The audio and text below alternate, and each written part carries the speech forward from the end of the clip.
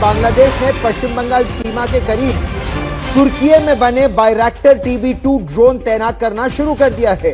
भारतीय सुरक्षा एजेंसियां इस खबर की जांच पड़ताल भी कर रही हैं। बंगाल में 90,000 फौजियों की पतलूनी उतर जाती है। बांग्लादेश के हालात जो है वो दिन ब दिन जो है मेरी नजर में खराब होते जा रहे हैं। उसकी वजह ये है, बांग्लादेश में हिंदुओं पर जुल्म के बीच यूनुस सरकार ने पश्चिम बंगाल से लगती सीमा पर अपना किलर ड्रोन उतार दिया है। तुर्की का TB2 ड्रोन काफी शक्तिशाली है, जो हमले के अलावा जासूसी करने में भी माहिर है। भारत की सुरक्षा एजेंसियों ने बांग्लादेश सीमा के पास सर्विलांस बढ़ा दिया है। ऐसी खबर सामने आ रही है कि बांग्लादेश पश्चिम बंगाल से सटी सीमा के पास तुर्की से खरीदा हुआ बेरफ्तार TB2 ड्रोन तैनात कर रहा है। अगर इंडियन आर्मी अग्रेसिव हो जाती तो इस वक्त मैं बाय गॉड आपको बता रहा हूं, मोहम्मद यूनुस जो है वॉशिंगटन DC में होता, दुबका सा किसी बेसमेंट के अंदर। बांग्लादेश की राजनीतिक अस्थिरता और एडवांस ड्रोन की तैनाती की वजह से सीमा पर सतर्कता बढ़ा दी गई है। आपको बता दें, बांग्लादेश द्वारा जो TB ड्रोन्स खरीदे गए उनसे सर्विलांस और हल्के स्ट्राइक मिशन किए जा सकते हैं। बांग्लादेश अब पहले जो चीनी खरीदता था भारत से, वो अब पाकिस्तान से खरीद रहा है। आपको मैं पहले भी बताया था कि अभी रिसेंटली पाकिस्तान का एक जो शिप है मर्चेंट नेवी का, वो भी पहले डायरेक्ट गया है। माइनॉरिटीज के हालात वहां बहुत खराब है, ना सिर्फ हिंदुओं के बल्कि क्रिश्चियंस के भी हालात बहुत खराब है। भारत के लिए अच्छी खबरें नहीं। बांग्लादेश ने ये इंडियन बॉर्डर पे डिप्लॉय क्यों करे ड्रोन्स? ये ज्यादातर ड्रोन्स जो हैं they are used for surveillance and reconnaissance but can also take on light missions if modified. अगर आप इनको मॉडिफाई कर देंगे तो ये लाइट मिशंस। नमस्कार दोस्तों, अपडेट इंडिया में आपका स्वागत है। दोस्तों भारत और बांग्लादेश के बीच टेंशन बढ़ते ही जा रहा है। भारत सरकार की तरफ से अपने आम तरीके से बांग्लादेश को अनुग्रह किया गया है। बांग्लादेश में जो हिंदू और अल्पसंख्यक लोगों के ऊपर जो जुल्म किया जा रहा है उसको रोका जाए, उन लोगों को प्रोटेक्ट किया जाए। लेकिन दोस्तों बांग्लादेश की सरकार सुनने को तैयार नहीं। बांग्लादेश भारत से कुछ और ही चाह रहा है, करना चाहते हैं ये ड्रोन्स डिप्लॉय करके। Is Bangladesh trying to pass a message और is Bangladesh trying to take retaliatory action against some perceived aggression? क्योंकि ये अचानक ये लोग बोलना शुरू हो गए ना, हम इंडियन एग्रेशन के सामने ऐसा है, हम इंडियन एग्रेशन के सामने क्या एग्रेशन हुआ है? अगर इंडियन आर्मी एग्रेसिव हो जाती अभी तक, अगर इंडियन आर्मी एग्रेसिव हो जाती तो इस वक्त मैं बाय गॉड आपको बता रहा हूं, मोहम्मद यूनुस जो है वॉशिंगटन DC में होता, दुबका सा किसी बेसमेंट के अंदर चूहे की तरह।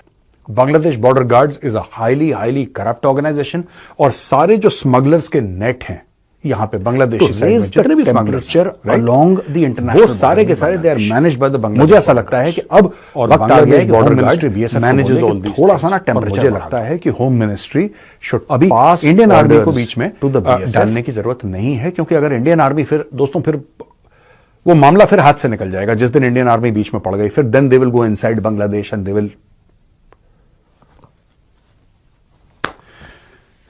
उधर नहीं ले जाना मामला। लेकिन हां, BSF को यह बोलना है कि एक्टिव एंगेजमेंट आप शुरू कर दीजिए। Active engagement. BSF troops are highly trained, they are motivated, mature troops. उनको पता है क्या करना है। आदेश की बात है, वो अपने हमारे जो सिंसियर है ना। अच्छा। हमारे सियासतदान जो है ना सिंसियर नहीं है। ठीक है, जापान का या रूस का आई थिंक मुझे याद नहीं है, वजीर आजम था या सदर था, उसने कहा था पाकिस्तान एक कब्रिस्तान है। मेन कब्रिस्तान किन के लिए है? ये कब्रिस्तान है मतलब आवाम के लिए है ना।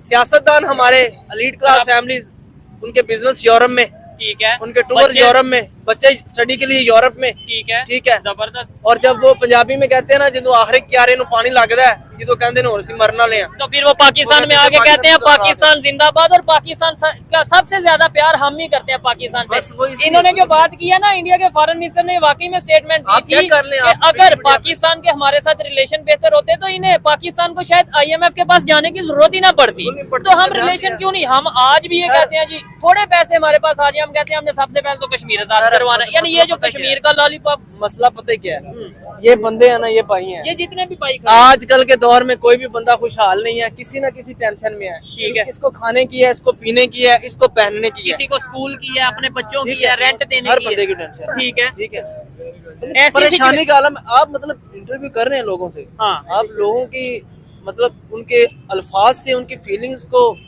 एक्सप्लेन नहीं कर सकते। इसलिए तो पब्लिक में आते हैं कि नहीं भाई कर पता सकते आप, चले। ये आपको नहीं बताएंगे। मैं ये बांग्लादेश के हालात जो है वो दिन ब दिन जो है मेरी नजर में खराब होते जा रहे हैं। उसकी वजह ये है इस वक्त जो ताजा तरीन सूरत हाल है, सबसे पहले तो मैं बताना चाहूंगा कि मिस्री साहब जो कि भारत के सेक्रेटरी फॉरेन सेक्रेटरी हैं, वो जा रहे हैं वहां दौरे पे।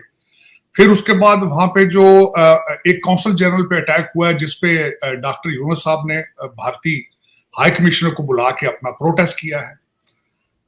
दूसरा 16 दिसंबर आने वाला है, 16 दिसंबर एनिवर्सरी है इस चीज की, पाकिस्तान से आजादी की उनकी एनिवर्सरी आ रही है। तीसरी बात इसके साथ ये है कि इस वक्त China is flexing their muscles. Jamaate Islami जो है इस वक्त वो चाइना में बैठी है, ये भी उसके साथ है। तीसरी इसमें बात है कि बांग्लादेश अब पहले जो चीनी खरीदता था भारत से, वो अब पाकिस्तान से खरीद रहा है। आपको मैं पहले भी बताया था कि अभी रिसेंटली पाकिस्तान का एक जो शिप है मर्चेंट नेवी का, वो भी पहले डायरेक्ट गया है उसमें। और लेकिन जो उसमें इस वक्त इश्यूज चल रहे हैं, माइनॉरिटीज के हालात वहां बहुत खराब है, ना सिर्फ हिंदुओं के बल्कि क्रिश्चियंस के भी हालात बहुत खराब है। अब मैंने शायद आपके एक ब्लॉग में मैंने कहा था कि भारत के लिए अच्छी खबरें नहीं है। भारत के 2 बॉर्डरों के ऊपर अल जिहाद दोनों तरफ से हो रहा है। वहां पे भी रेडिकल जो एलिमेंट्स हैं वो मजीद बढ़ रहे हैं। पाकिस्तान के अंदर भी बहुत खतरनाक बात की है खान साहब ने। मेरे ख्याल कल की बात है जब खान साहब के पास अदालत के अंदर एक मीडिया जर्नलिस्ट उसने क्वेश्चन किया कि आप हमारी पिंकी पीरनी जो है वो तो एक आप कहते थे कि घरेलू औरत है, लेकिन अब वो सियासत कर रही है। तो उन्होंने आगे से कहा, उन्होंने कहा तुम्हें किसने कहा वो सियासत कर रही है, वो तो जिहाद कर रही है। तो इस वक्त भारत के आसपास अभी मैं आगे जानना चाहूंगा, एक और भारत के लिए मुश्किल आ पहुंची है नेपाल में, उसके बारे में भी डिस्कस करना चाहूंगा। लेकिन बांग्लादेश के हालात जो है खराब से खराब तरीन होते जाएंगे, क्योंकि वहां पे जो गवर्नमेंट है उसके पास मैंडेट मौजूद। बांग्लादेश पाकिस्तान परस्त होते ही जा रहा है। फिलहाल बांग्लादेश में कोई सरकार नहीं है। बांग्लादेश में चीफ एडवाइज़र मोहम्मद यूनिस वही सरकार को संभाल रहा है। हाल ही में दोस्तों बांग्लादेश के द्वारा भारतीय बॉर्डर पर टर्की से मंगाए गए ड्रोन को तैनात किया गया है। भारत और बांग्लादेश का संबंध आने वाले दिनों में बहुत ही खराब होने वाला है। दोस्तों जिस तरह से बांग्लादेश भारत से सटे बॉर्डर के पास टर्किश ड्रोन को तैनात कर रहा है निगरानी के लिए, बांग्लादेश का मंशा कुछ और ही लग रहा है। बांग्लादेश पाकिस्तान, चाइना और टर्की से अपना संबंध बढ़ाते ही जा रहा है, वहीं भारत से खराब कर रहा है। दोस्तों ये वही टर्की है जो कश्मीर के मुद्दे पर पाकिस्तान को साथ देते आया है। टर्की भी एक मुस्लिम बहुल देश है।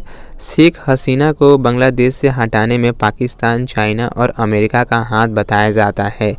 दोस्तों जब से शेख हसीना बांग्लादेश से गई हैं, तब से वहाँ के जो अल्पसंख्यक लोग हैं, हिंदू हैं, उनके ऊपर अत्याचार बढ़ते ही जा रहा है। जब शेख हसीना बांग्लादेश की प्राइम मिनिस्टर थी, उस समय जिन अपराधियों को पकड़कर जेल में डाला गया था, उन अपराधियों को छोड़ा जा रहा है ताकि वे हिंदू और अल्पसंख्यक लोगों के ऊपर जुल्म कर सकें।